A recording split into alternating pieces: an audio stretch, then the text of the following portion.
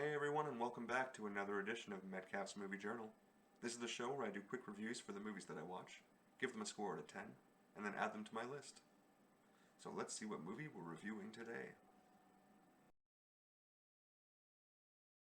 On April 13th, I watched Fun Mom Dinner, which came out in 2017. And as the title suggests, this is another female-led comedy about a group of school moms out for a crazy night of adventure. I think the biggest thing separating this one from movies like Rough Night or Bridesmaids is mainly in the cast.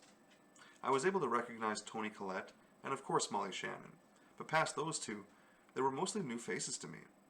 Katie Aselton plays the lead character Emily, and the story mainly centers around her trying to help her best friend Kate, played by Toni Collette, make friends with the other moms at the school. There is a bit more effort put into developing the setup than in either of those two movies I mentioned, but it was probably time that should have been spent on jokes, because in the end, a believable setup really isn't necessary for this type of movie.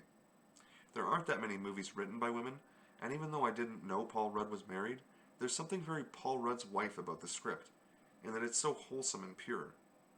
The scenes of the husbands talking with each other about their relationships especially seems like more of a woman's fantasy about how men should behave, rather than how they actually do. I'm sure it's a complaint a lot of women have had in the past with regards to female characters' dialogue when it's written by a man, but I'm not in a position to notice when it sounds inauthentic unless it's painfully obvious, which it was here, and I hope that that conversation between husbands set off some alarms with wives, like no way he's talking with his buddy about how to keep his wife happy. On story alone, this is easily as good as those other girl comedies, but since it's a comedy, the primary comparison should be a number of laughs, and in that category, it just doesn't match up. Maybe the story being as grounded as it was made it harder to laugh at, or maybe it was simply the lack of singularly hilarious actresses like Gillian Bell or Kristen Wiig to lean on.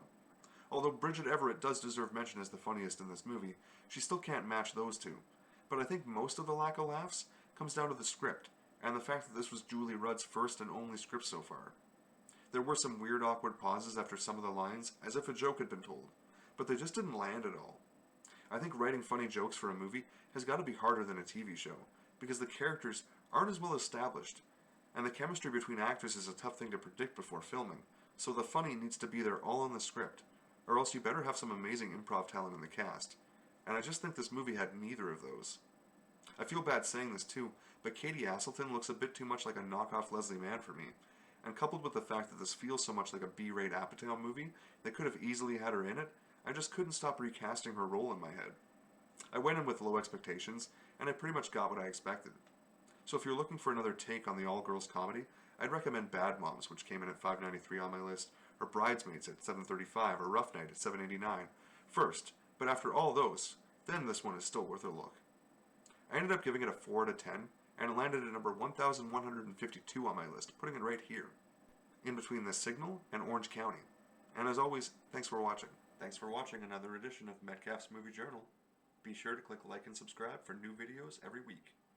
And if you have a movie that you really want me to watch, be sure to drop me a comment.